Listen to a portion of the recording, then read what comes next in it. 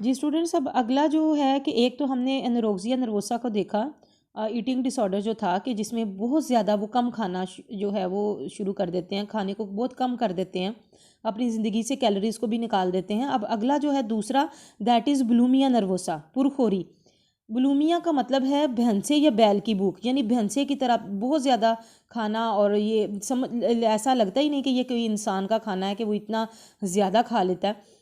इस मर्ज़ के भी दो पहलू हैं। इस मर्ज़ में फ़र्द को इब्तदाई तौर पर खाने का दौरा पड़ता है, वो बहुत तेज़ी से कम वक्त में बहुत ज़्यादा खा लेता है। जब आप थोड़े टाइम में ज़्यादा से ज़्यादा अपने अंदर वो डालने की कोशिश करते हैं ना कि मैं ज़्यादा से ज़्यादा खा लूँ, तो फिर एक तो ये होता है कि इंसान को जैसे ऐसे लगता है कि खाने से खुद को रोक नहीं सकता, उसे खुद पर इख्तियार नहीं रहता, और वो खाना देखकर बेबस हो जाता है, और बहुत ज़्यादा कम टाइम में खाना अपने अंदर ज़्यादा जो है वो फेंकने की कोशिश करता है। इसको खाना नहीं कहा जाता, खाना अपने अंदर फेंकना कहा जाता है, कि जो इतनी थोड़े टाइम में इतना ज़्यादा खाना जो है वो अपने अंदर इकट्ठा कर लेते हैं।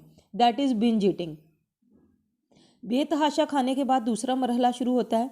इस मरहले में फ़र्द को खाने के फ़ौरन बाद बददिली और बेसुकूनी का एहसास होता है कि ओहो, देखें ना, आप ज़्यादा, हम लोग भी ऐसा करते हैं कि रूटीन लाइफ में किसी इवेंट पे गए हैं, किसी शादी या किसी पार्टी में, तो आप देखें कि थोड़ा सा कुछ ज़्यादा खाया जाए तो तबीयत हैवी हो जाती है, फिर बैठा भी नहीं जाता, ऐसे लगता है जैसे सांस नहीं आ रही, ज़्यादा खा लिया, किस तरह की कैफियत होने लग जाती है। तो ये तो फिर बहुत ज़्यादा बिल्कुल एक बैल या भैंसे की तरह खा लेना, तो फिर वो कितनी बेदिली और बेसुकूनी होती होगी।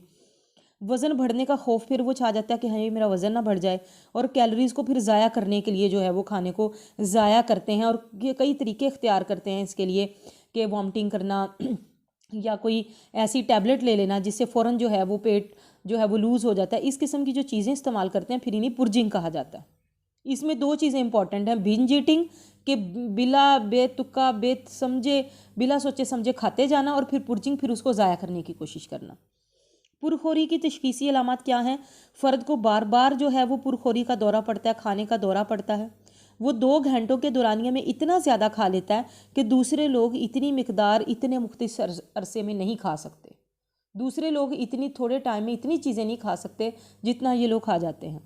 फ़र्द को खाने पर इख्तियार नहीं रहता, वो खुद को खाने से रोक भी नहीं सकता, और ये उसको ये अकल नहीं होती कि मैंने कितना ज़्यादा खा लिया। ऐसा फ़र्द खाने के बाद फिर गैर मौजू तरीके से जिस्म से खारिज करने की कोशिश करता है, ताकि उसका वज़न ना बढ़े, वज़न कम करने की कोशिश करता है, एक्सरसाइज करता है। और फ़र्द जब हफ्ते में कम से कम 2 बार बिंज ईटिंग का मुजाहरा करे, और इसमें 3 महीने तक ये अलामात रहें, तो फिर होता है कि इसे बुलिमिया नर्वोसिया का वो शिकार हो गया। ऐसे अफराद का तस्वुर ज़ात जो है वो जिस्म की साख्त और वज़न के मुताबिक बदलता रहता है। जैसे जैसे उनके जिस्म की साख्त और वज़न बदलता है, वैसे वैसे उनका तस्वुर ज़ात अपने बारे में ख्यालात बदलते हैं। दीगर अलामात ये हैं, ये मरीज़ खाने की आदत से परेशान रहते हैं, दूसरों से छुप कर भी खाने की कोशिश करते हैं, और जो वो खाते हैं उसको भी छुपाने की कोशिश करते हैं, ताकि किसी को पता ना चले कि हम इतना ज़्यादा खा रहे हैं। ये मरीज़ खाने से पहले कुछ तय नहीं करते कि हमने कितना खाना है, या मैंने कौन सी कैलोरीज लेनी है नहीं लेनी, बस वो खाने पे एक तरह का हमला करते हैं, और फिर खाने खाते चले जाते हैं, और तकलीफ दे हद तक पेट भर जाने पर फिर ही हाथ रोकते हैं। पुरखोरी का इब्तदाई दौरा जो होता है बाज़-औक़ात मूड की ख़राबी से शुरू होता है। बाहमी तल्लुकात जो हैं वो घर के अगर बच्चे के घर वालों के साथ हालात ठीक नहीं हैं, या मियाँ बीवी के आपस के ताल्लुकात ठीक नहीं हैं, तो वहाँ से मरीज़ों को खाने का दौरा पड़ता है। पहले बेतहाशा खाना, और फिर नामौजू तरीके से उसे डिस्कार्ड करना। फिर है ट्रीटमेंट इसका है, ताम से मुतल्लिका अमराज में मुब्तला अफराद जो होते हैं उनका इलाज बड़ा मुश्किल होता है, क्योंकि वो अव्वल तो इस चीज़ को मानते ही नहीं कि उनको कोई प्रॉब्लम है। वो कहते हैं कि नहीं, ये बिल्कुल ठीक है।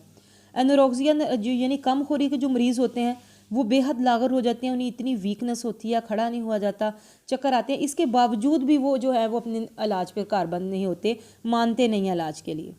तिबी इलाज है, कम खोरी के मरीज़ को ज़बरदस्ती हॉस्पिटलाइज करवाया जाता है, ताकि उसकी डाइट का बाकायदा हिसाब रखा जा सके, और डेली उसका फिर एक डाइट प्लान बनाया जाता है कि कितना इसको डेली देना है। अगर फ़र्द का वज़न जो है वो ख़तरनाक हद तक कम हो चुका हो, तो फिर बॉडी जो है वो खाने को कबूल नहीं करती, ज़ाहिर है वो फिर टॉलरेट नहीं करती, खाया जाए तो वो हज़म नहीं कर पाता।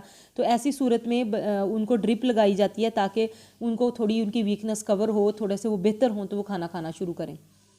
पुरखोरी बुलिमिया में फ़र्द डिप्रेशन का शिकार हो जाता है, फिर उसका डिप्रेशन दूर करने के लिए मेडिकेशन उसकी की जाती है। नफ्सियाती इलाज है, ऐसे अफराद की सेहत याबी के लिए उनका जो है वो नफसियाती इलाज भी किया जाता है। बिंज ईटिंग और पुर्जिंग दोनों तरह के किरदार को कंट्रोल करने के लिए प्लासीबो का तरीका इस्तेमाल किया जाता है। प्लासीबो होता है एक तरह से जाली या नकली तरीका, जिसमें उसको मेडिसिन दी जाती है कि तुम्हें फ़लाँ तुम्हारी ये प्रॉब्लम है, उसके लिए मेडिसिन दी है, वो खाता है और जहनी तौर पर ज़ाहिर इंसान ये समझने लगता है कि मैंने फ़लाँ चीज़ की मेडिसिन खाई है, और वो ठीक खुद को समझने लगता है, तो होता उसमें कुछ भी नहीं है, खाली कैप्सूल होते हैं अमूमन। और ये जो तनावल के मरीज़ होते हैं, यानी जो तामी अमराज के जो मरीज़ होते हैं, इनमें और चीज़ें भी होती हैं। इलाज का, इनके इलाज के दो मकसद हैं। पहला ये कि मरीज़ की इस तरह से मदद की जाए कि उसका वज़न बढ़ने लगे वज़न बढ़ने लगे ताकि वो मज़ीद तिब्बी पेचीदगियों और भी मौत से बच सके।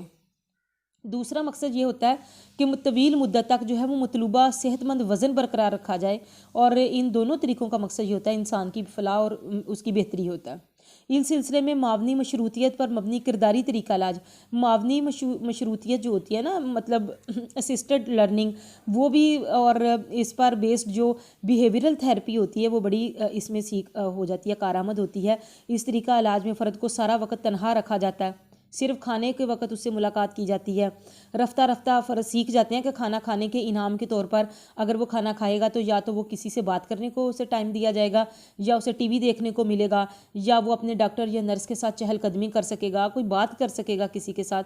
तो वो इन इनामात को हासिल करने के लिए फिर शौक़ से खाना शुरू कर देता है, और रफ्ता रफ्ता फिर इसमें इजाफा होना शुरू हो जाता है।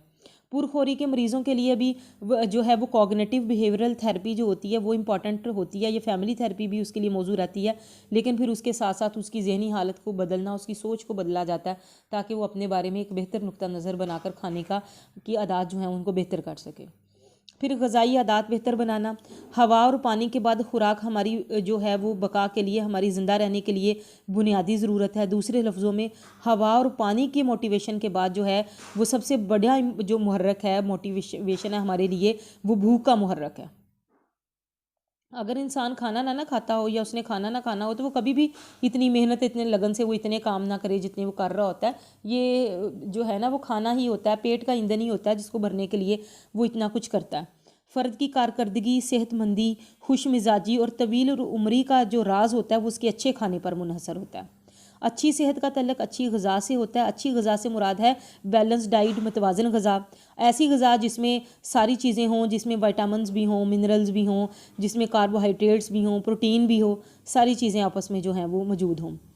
और जब उसकी सेहत इंसान की अच्छी होगी तो वो उसकी काम करने की सलाहियतें भी अच्छी होंगी, उसकी सेहत भी अच्छी होगी, और वो खुश उसलूबी से ज़िम्मेदारियाँ भी पूरी करने के काबिल होगा।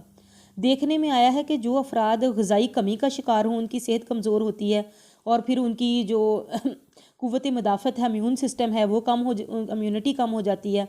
ये ऐसे जिनकी इम्यूनिटी कम हो, वो ऐसे शख्स बार बार ऐसा लोग जो हैं वो बीमारियों का शिकार हो जाते हैं कमज़ोर सेहत की वजह से।